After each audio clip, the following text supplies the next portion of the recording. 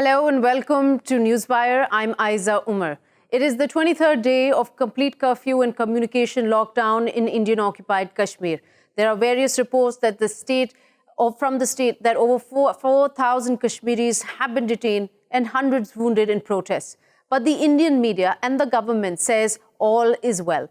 Inside reports from international news organizations, humanitarian agencies paint a very different picture. Prime Minister Modi has rejected third-party intervention over the Himalayan region. He's announced this in a meeting with President Trump on the sidelines of the G7 summit in France on Monday. President Trump says it's a bilateral issue, but he's there if India and Pakistan needs his help. Meanwhile, Pakistan Prime Minister Imran Khan, in his address to the nation Monday evening, said that world leaders, Western powers, and especially the United Nations is responsible for whatever happens to the people of Jammu and Kashmir. Let's speak to our guests. We have with us, first of all, former Foreign Minister, Mr. Khurshid Kasuri. Thank you so much for giving us the time to speak to us on this. Mr. Kasuri, I just want to start off with asking you this. There's a lot of debate going on amongst analysts and critics that Pakistan is not doing enough. What is your take on this? No, I think this is all old hat. People have been saying this for 70 years, that Kashmiris don't have a good advocate. Wasn't Salzafrullah a good advocate, after whom streets have been named in North Africa, having tried to win freedom for North Africa, Algeria, Morocco, Tunisia? Wasn't Zulfikar Ali Bhutto a good advocate? Wasn't Agha Shahi a good advocate? Did I not try and do my little whatever I could? I mean, it's utter nonsense. This is a traditional hackneyed sort of an attack. Pakistan is not doing enough. Pakistan has lost half the country. I first talk of history and then the current situation. India was not interested in liberating Bengalis. It just wanted to make sure that since we were caught in a bad situation, 1,500 miles away from the bases of the Pakistan army, and we were cut off, they took full advantage of that. And it's the same logic seems to come at this time. What more could Pakistan have done?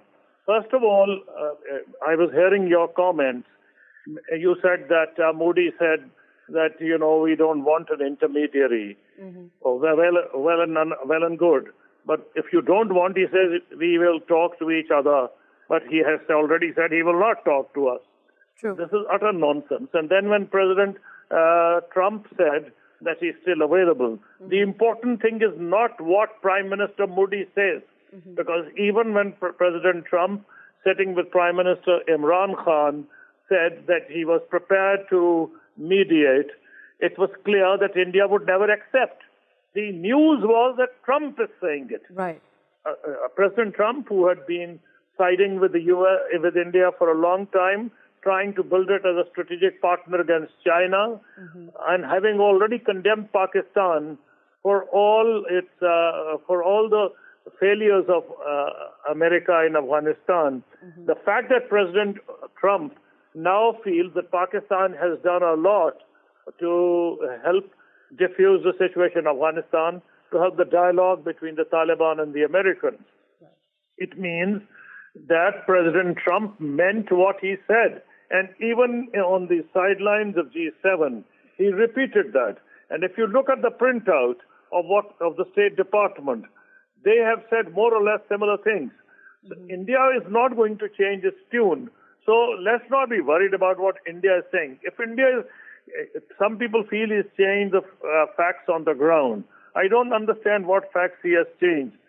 It was already under Indian occupation. There were 500 or 600,000 Indian troops. There may now be 750,000 Indian troops. That's the only fact that's been changed on the ground. Then the Foreign Minister of India, Minister for External Affairs, Mr. Jaishankar, went to meet with his Chinese counterpart, Wang Yi. And when he went there, the Chinese Foreign Minister protested very loudly and said that they had regarded as an attack on Chinese sovereignty their attempt to incorporate Ladakh in the Indian Union territory. Right. So what did he say there? Oh, he says, no, this is merely for our administrative purposes, for developmental purposes. As far as external aspects are concerned, very interestingly, he said, There's no change in our position on LAC, line of actual control, that is the one with China. Or he said LOC, the one with Pakistan. So in other words, they can do what they like internally. Neither the world believes that it's an internal matter, nor has the Indian foreign minister said to this as far as the LOC and the LAC is concerned. He didn't say this to the Chinese counterpart. Yes, Mr. Modi has won the elections, and he is now trying to satisfy his base constituency in India, Hindutva constituency. But Mr. Kasuri, it's pretty much, you've really hit the nail on the head here, especially considering their struggling economy, what is going on with them internally. There are so many issues that are getting distracted by this. But when we see Prime Minister Imran Khan speaking to world leaders, just yesterday, the second time in the past week or so, he's spoken to the Saudi Crown Prince Mohammed bin Salman over the phone, apprising him of the situation, especially the humanitarian crisis. I mean, this situation is getting worse day by day. There are reports of shortages of life-saving medicines, shortages of food and cooking gas, etc. Pakistan's ambassador to the UN, Dr. Malia Lodi, she's apprised the UN General Assembly president of the situation. All that Pakistan is doing, and you're saying also that the world identifies the problem, sees what India is doing. Where does it go from here? Okay, where do we go from here? This is an important question, and that's what we should focus on. Kashmir is not going to be a 2020 game or even a one-day match. It's a one-day international. It's probably more than a test match. It's a series of test matches. Mr. Modi has launched one test match, and in which he seems to have been clobbered very badly. He miscalculated. He felt that let's look at the motivations first. And what was the motivation? The motivation was that Afghanistan, there was a conference in Afghanistan in Beijing, where Russia, China, United States, and Pakistan were there, and India was conspicuous by its absence. And we were discussing the future of Afghanistan. Secondly, to make matters worse, in Washington, when Prime Minister Imran Khan went, President Trump surprised everyone by saying that he was ready for mediation. As I've already said, the important thing is not that India would not like mediation. The important thing is that they said it. Now, keeping this in view, he had to do something to make it clear to the United States that if you are counting on the Pakistan army and the Pakistani government to focus on the western border, we can make things difficult. I think in due course, this should be our message to the world. And look at India's real motivations. They want to create difficulties for the United States and for the Afghan people and for Pakistan in Afghanistan. I think this should be our message. That's number one. Number two, this organization, Genocide Watch, has issued an alert. Now, this is not a small thing. Genocide Watch is presided by somebody who worked many years in the State Department and who was instrumental in drafting United Nations Security Council resolutions on genocide in Burundi and then also when the Khmer Rouge were committing genocide in Kampuchea or Cambodia, he was keeping track of that. So this is the person who heads this organization. He's a respected person, and he has written a book, 10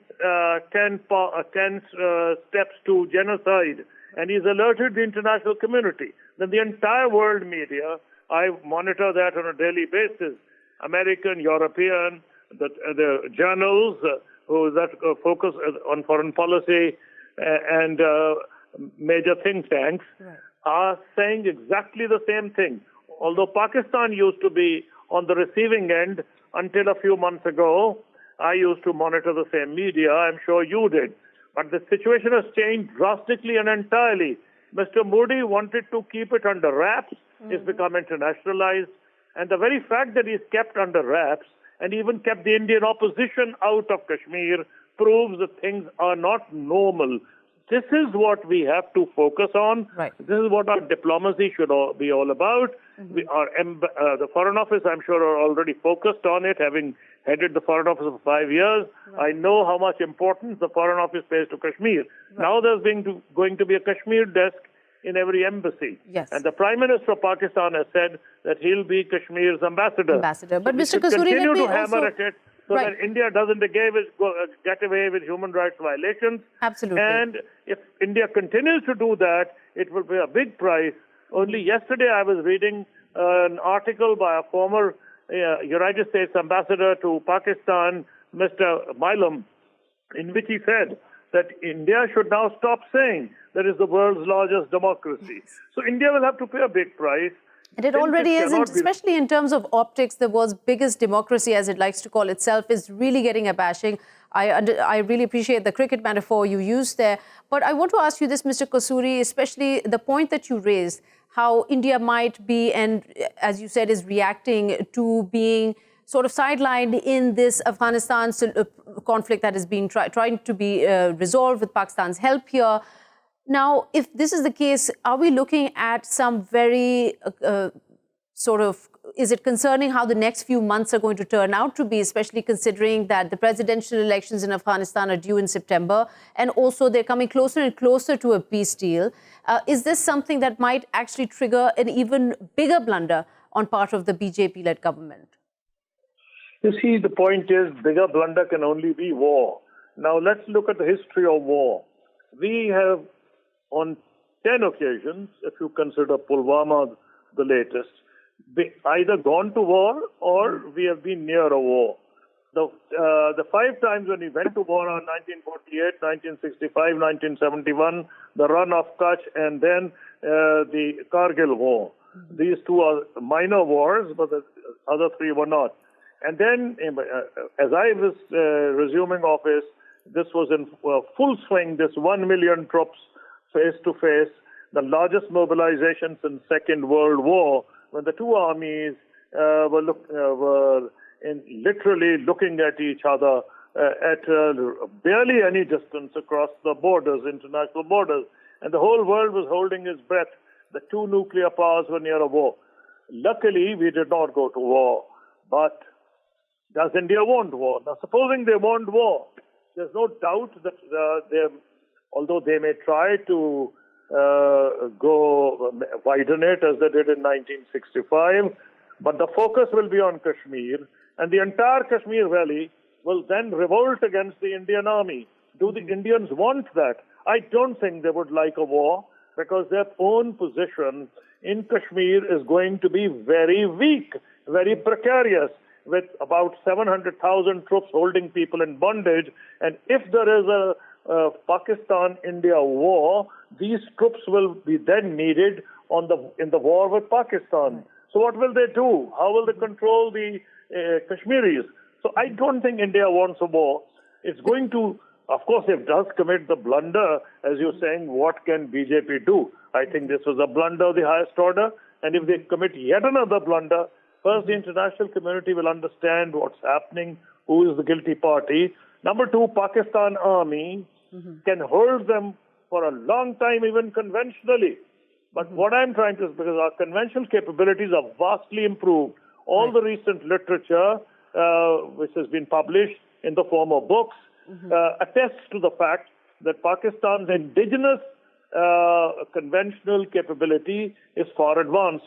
And even the other day, the Indian Air Chief said that, when he was asked in the context of a war, he said that he had a fleet which was of MiG-21s, which was 44 years old. So what I'm trying to say is that I don't think Indian defense experts, defense analysts, and the Indian Army are going to advise Prime Minister Modi to go to war with Pakistan. So when you say if he does something which is really, it has to be remarkably irresponsible, and it can only be war. He can raise the temperature, but he's already raised the temperature across the line of control. So I don't know what else he can do. If he goes to war, it will be unfortunate for entire South Asia. As Prime Minister Imran Khan rightly said, we should be focusing on poverty. We should but focus, right. India will be held responsible. Will be held responsible. Pakistan will be able. Okay, thank you so much, Mr. Kasuri, joining us, giving us his insight. We're also now joined by Major General Ijaz Awan, who is just joining us by call. Mr.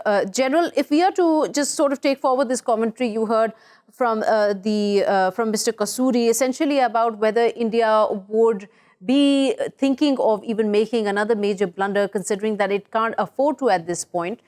There is also, from analysts and critics, a constant conversation going on that what is to be expected in the next 2 months is a possible limited war. How do you stake this term? When there is an irrational political government in India, you should expect anything and everything from them. So not expecting a misadventure from Modi would be, I would say, irrational on the part of the other side or the leadership of Pakistan. One is that they have the capability and we must expect it. Second, limited is a concept that is very, peripheral sort of thing. There is no such thing as a limited war. Initiation of war is one, and then controlling its intensity and regulating the intensity of war is yet another domain. So it depends on the enemy how he responds or how she responds. Only then the outcome of war could be determined. So initiating a war is one thing and regulating it is yet another. So if India can think of going to war, if they fail to suppress the people of Kashmir, if they cannot suppress them by the power of the gun, then they may think of an irrational act of initiating an aggression against Pakistan, which could be very unfortunate, as Kasuri was saying, unfortunate for the people of the region and maybe at a larger scale for those who have invested in these two countries a great deal. Right, and General Prime Minister Khan yesterday also while addressing the nation, he mentioned that he would be giving a speech at the United Nations General Assembly next month. And while he's also called himself the ambassador of Kashmir, said he will raise this issue. And he's been making calls along with Shah Mahmood Qureshi, the foreign minister, to leaders worldwide. Now, this is clearly from the history books an unprecedented move in terms of trying to highlight what is going on here in Indian-occupied Kashmir. Do you feel like the world, knowing the kind of risks that lie between these two nuclear-armed states, is doing enough, is going to do enough to bring this to a halt? I don't think the world is doing enough. And they are capable of doing enough, and they are capable of stopping this escalation between the two, and particularly bringing the Kashmir situation under control and trying to resolve it through in the light of UN resolutions. But that kind of responsible behavior has yet not been demonstrated by the world powers. They are in no hurry. They are not seeing the urgency in resolving this conflict, which may subject the people of Kashmir to atrocities being perpetrated by the Indian Army, which is a very unfair situation. So diplomatically, Pakistan can knock at any door, and as a responsible state, as a responsible member of the UN General Assembly, we can always knock at their door and ask for justice. Okay. But when is it going to come about? I really doubt, because India has taken an extreme position on the issue of Kashmir. Right. They have thrown the bilateral agreements out of the window, and they have disregarded the provisions of the resolution of UN General Assembly. Right. Okay, so stay with us, General Ijaz Awan. Let me introduce another guest who's just joining us from Ms. Nayeema Mahjoor, an analyst and a Kashmiri herself, also a journalist who's reported for decades from Jammu and Kashmir. Welcome to the show, Ms. Mahjoor. When Prime Minister Modi, and this is from a televised address on Thursday, and he talked about the stripping of Indian administrated Kashmir of its autonomous status. And he said that we did this, we revoked Article 370 so it could free Jammu and Kashmir of terrorism. Now, being a Kashmiri yourself, having lived in an era and worked as a journalist at a time where these curfews were pretty common, where the search and cordon operations were very common, what does this statement from Prime Minister Modi mean to you? Nobody is going to buy this statement or the argument which Mr. Modi is going to give to the Kashmiris, because revoking Article 370, it has never been a hurdle in developing Kashmir or curbing terrorism or other activities. I think this is just hoodwinking international community. And while Pakistan, and through its various leaders, whether it's Prime Minister Khan or it's the Foreign Minister Shah Mahmood Qureshi, is advocating for Indian-occupied Kashmir and the kind of humanitarian crisis, the genocide that seems to be going on over there under this complete lockdown, we are getting completely different reports from the other side of the border. The Indian media, which is now clearly not able to hold their prime minister or their government to account for anything. And this latest report from Reporters Without Borders has said that the rank at which India stood has dropped to 140 out of 180 in the countries who are then gauged for press freedom, right behind, in fact, violence-ridden Afghanistan and South Sudan. So tell us a little about your experience. You've just left Jammu and Kashmir. How is the situation different, and why is the media across the border so myopic in reporting it?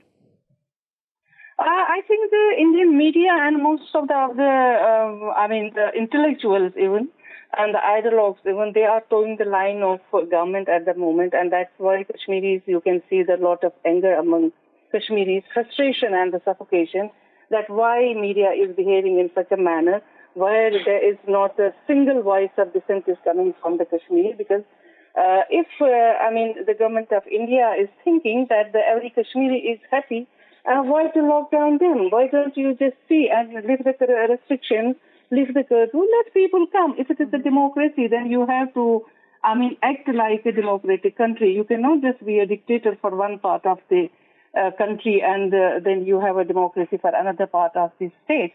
So if you are thinking that Kashmir is your part and Kashmiris are your own people, then you cannot lock down 8 million people for the last 3 weeks and never let them to come outdoor, never let them to talk to neighbors even, and never let them talk to media, because most of the channels in India, they are having the same version which the government of India is saying to the whole world, to the Indians, the domestic constituency of India. We are not hearing any other voices. And today, I somehow got a call from one of the Kashmiris, because my family is also there. They are suffering. They cannot go to have a medical supplies. They cannot go to see a doctor. And I'm in such a frustration. And you can imagine how Kashmiris are living there. And the 8 million Kashmiris, including children, women, vulnerable and sick. And the apathy is that international community is silent and criminally. This is a criminal silence, which I can just say.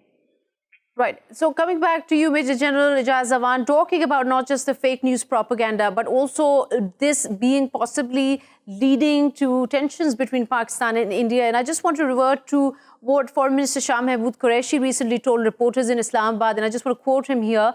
Pakistan is going to remain vigilant. We are going to place safeguards for our security. We will not be blamed for false flag operation, a Pulwama 2 as it may. The current Indian government is very different from the regimes of the past. The first line of defense is the diplomatic route, and that is what Pakistan is engaged in right now. We are not looking at military options. When this statement comes out from a country that has constantly been trying to get attention of the world leaders, and the G7 summit has just come to an end, and the kind of response we're seeing from Western leaders on this issue, it is using Afghanistan and the Taliban talk the only leverage left for Pakistan to bring attention to this issue? Well, I don't think that is the leverage which Pakistan must be using, because this is altogether a different issue, the issue of Kashmir. It is in the light of UN resolutions, and we should not be, I would say, using that leverage in Afghanistan and the way we are trying to help America out. That's altogether a different thing, and we are as interested in the peace in Afghanistan as any other state is. So neither that should be used as a blackmailing tool or a leverage, or we should de-link from that. So that option is not there with Pakistan. But the other thing, I don't agree with the foreign minister when he says we are not looking at an option of war. War is not an option. It is imposed by certain ground realities and conditions onto the enemy. Now, if India does not stop the genocide of the Kashmiri Muslims in Kashmir, and the world fails to stop them as a party to the conflict, we cannot remain silent and sit away. We can take safeguards that India may not take action against us, but then we cannot leave the people of Kashmir at the mercy of the Indian army. We cannot let India subject them to a genocide. If the world does not, all the responsible forums of the world, if they do not respond, then Pakistan will be forced to take an action, and that action would be violent and it may lead to war. Okay, and coming back to you, Ms. Mahjoor, as these tensions escalate over the issue of the kind of atrocities taking place behind this curfew, this lockdown, the world seems to be responding in a rather slow manner. Ms. Mahjoor, do you think that information or news reports that come out that talk about life-saving drugs not being available, and you mentioned speaking to your relatives how taxing it was, how stressful it was to know that they were missing basic necessities here. What exactly is the Kashmiri diaspora able to do right now on a global sort of platform? I mean, I have seen for the last few days, I'm in London, and most of the Kashmiri diaspora, they've been protesting, they've been contacting their parliament members, they've been contacting their local politicians. I mean, that's how much they can do, but you have to see because we were expecting that something will come out of the G7, because all the G7 countries, they know what's happening in Kashmir, and Mr. Modi was also there, and then he was having this press conference laughing with Mr. Trump. That was another, people couldn't take it. I think the most of the Kashmiris who are living outside in Europe or in US, they have to get together, they have to unite together, and they have to get connected to their local politicians, parliamentarians, senators, and they have to raise the voice against the atrocities which are going in Kashmir. And at least for the time being, there should be a united voice to lift these restrictions so that people will come out, people have a right to move, people will go to hospitals, and children will go to school. Right. Because for the last 3 weeks, it's a very, very, the worrisome situation for every one of us living abroad, that we are not connected to the people, and we don't know whether they are alive or they are dead. Right. Ms. Mahjoor, thank you so much, and Major General Ijaz Awan, for giving us your time and your insight on this topic. I just want to wrap up this part of the show with a quick news report that has been floating across various Indian news websites, and that is about this very crisis of the lack of medicines. There was a doctor in Jammu and Kashmir, the urologist, Mr. Umar Salim. He was taken in custody by these military forces when he tried to address them about the dire situation of the lack of medicine. He was whisked away and wasn't allowed to speak on the crisis anymore. That is the situation, and as it develops and evolves, we will be bringing you updates. But right now, we're going to take a quick short break. Don't go away. We'll be right back.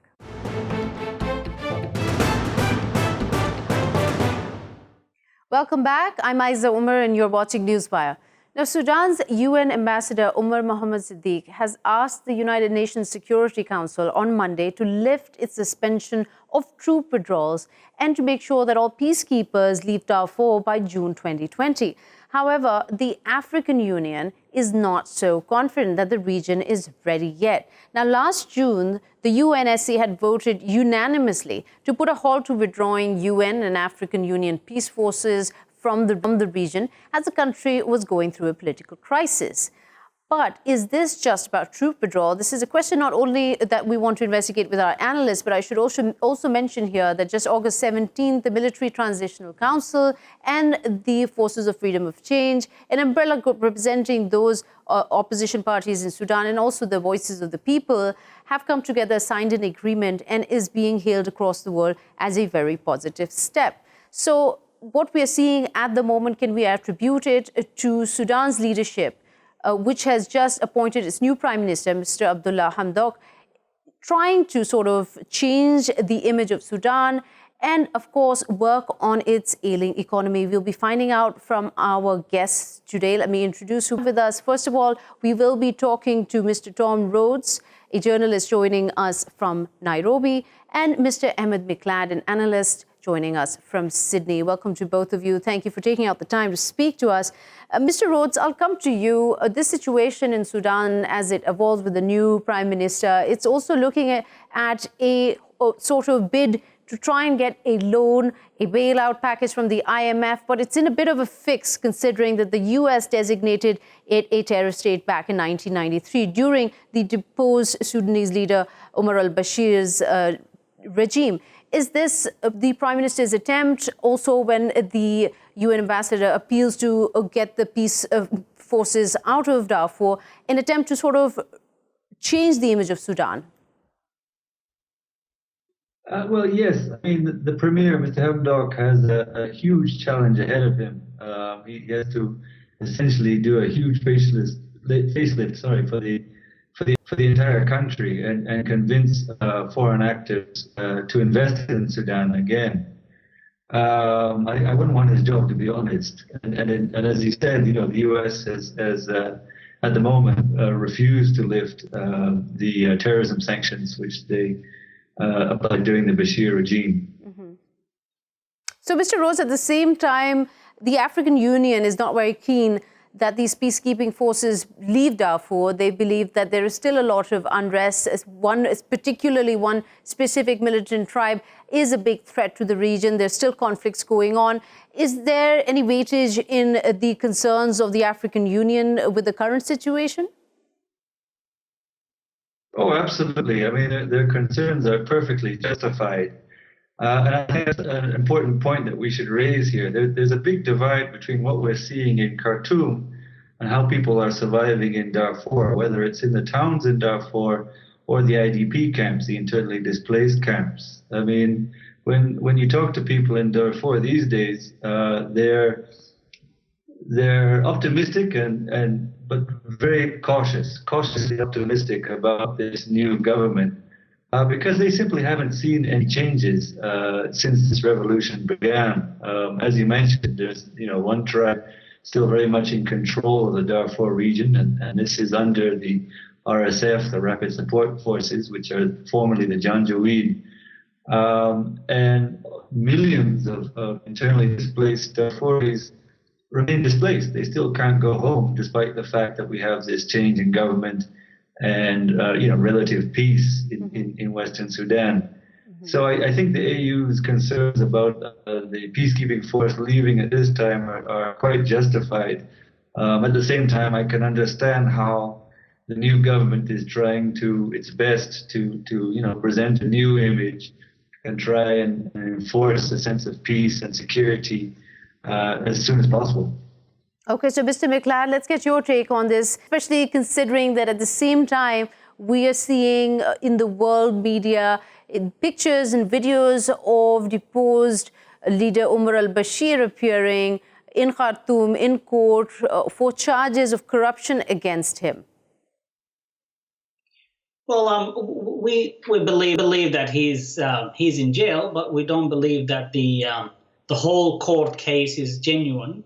None of the major cases that we expected to be against him in the court is on the table. They're discussing a little bit of some sort of minor corruption, which can be, solved easily or come to a mediated decision between both parties. So we're still skeptical about saying that the revolution has won and a real change happened. We're going slowly, step by step.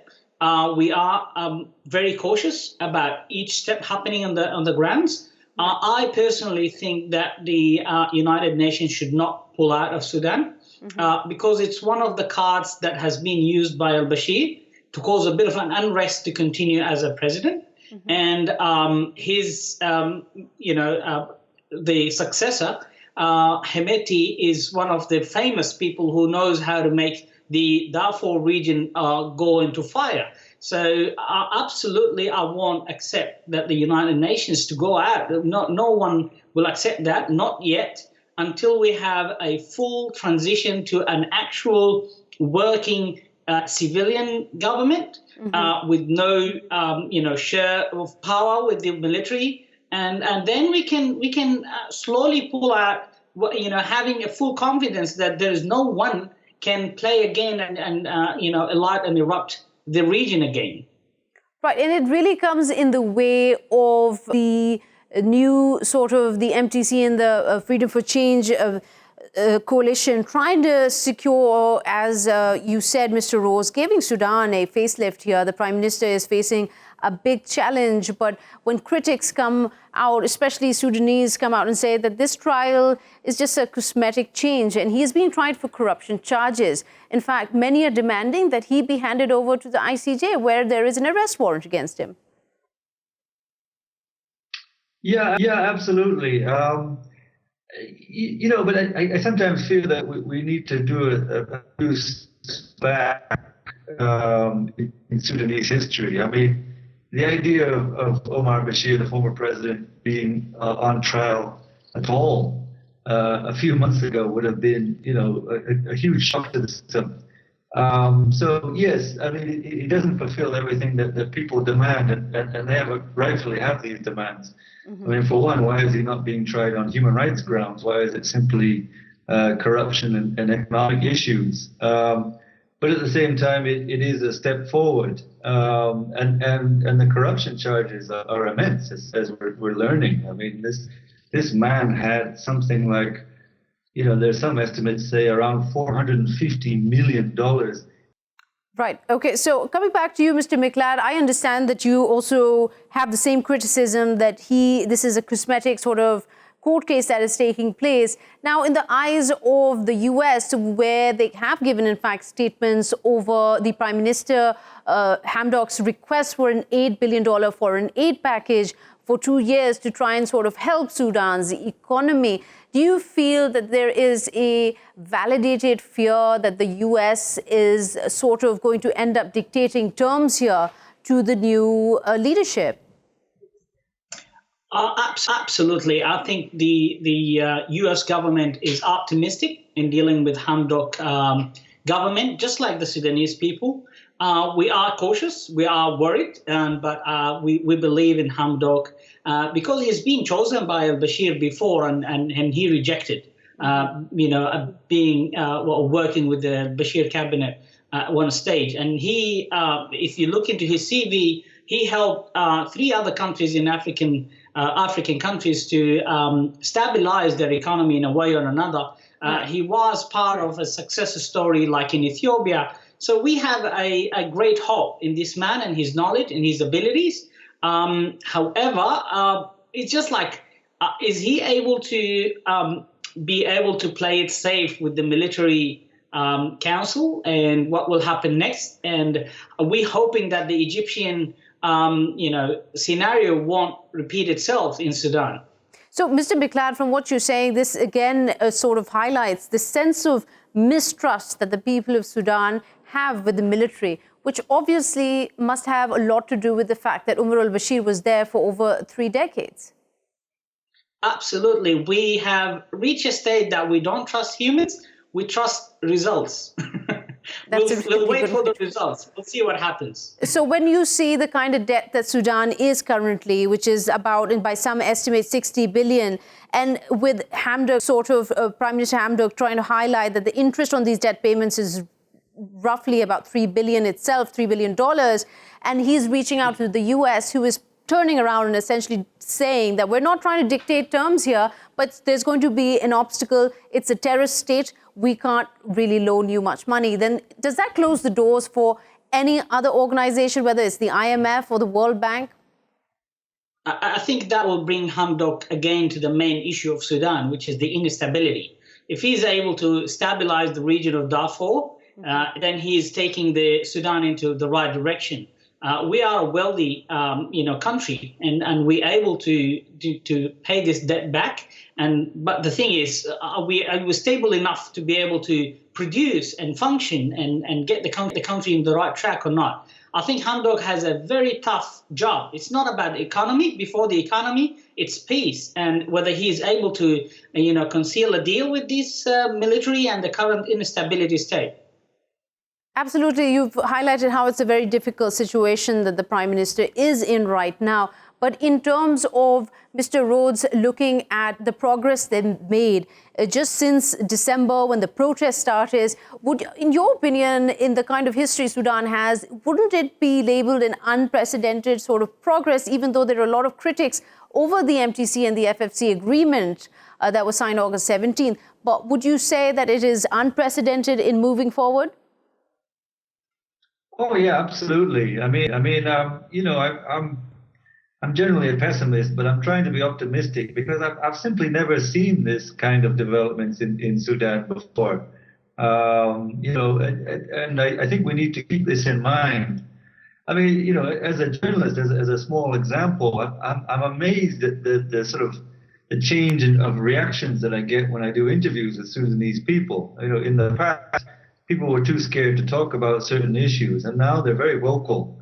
And I think we need to take heed of this. But at the same time, we also have to remember that when the protest started, the original and main demand, well, after the bread price issue, of course, was for a civilian government, and we don't have that. I mean, we have a half military and half civilian. Yeah.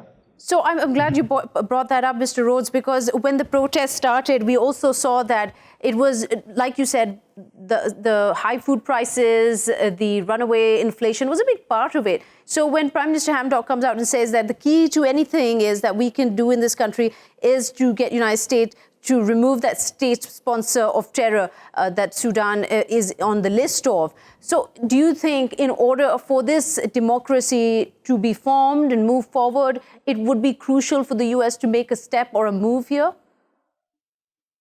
Absolutely. And it upsets me, frankly, to see how the US plays this. I mean, once again, it claims to be a bastion of democracy and promoting democratic values. But when there's a country and when there's a people clearly showing a yearning and a political push for political reform and installation of democracy, where are they to support them? And my fear is if the U.S. kind of stalls like they have done in the past and doesn't help the country, Sudan will be forced to go back to its other actors, which of course have their own agenda. Okay, so Mr. Mclad, quickly, we're on our minute. If I could get your closing remarks on this, whether you think that if the U.S. makes a move of removing Sudan from the terror list, and if the UN does not remove its peacekeeping forces from Darfur, could that be a positive push that Sudan needs at this point? We definitely need it, but absolutely, as much as we need it, we want to make sure that this is expressed in reality and that there is actual peace in the region of Darfur. We don't want to see more killing while this provision has been withdrawn, and we want to see a real change on the grounds. That's what we're looking forward to see. So you're looking for actions, not just words from the leadership here. Thank you so much, Mr. Mclad and Mr. Tom Rhodes. They're giving us the time to speaking about Sudan and the situation as it evolves today. So we've run out of time here. We will be seeing you tomorrow again. Till then, goodbye.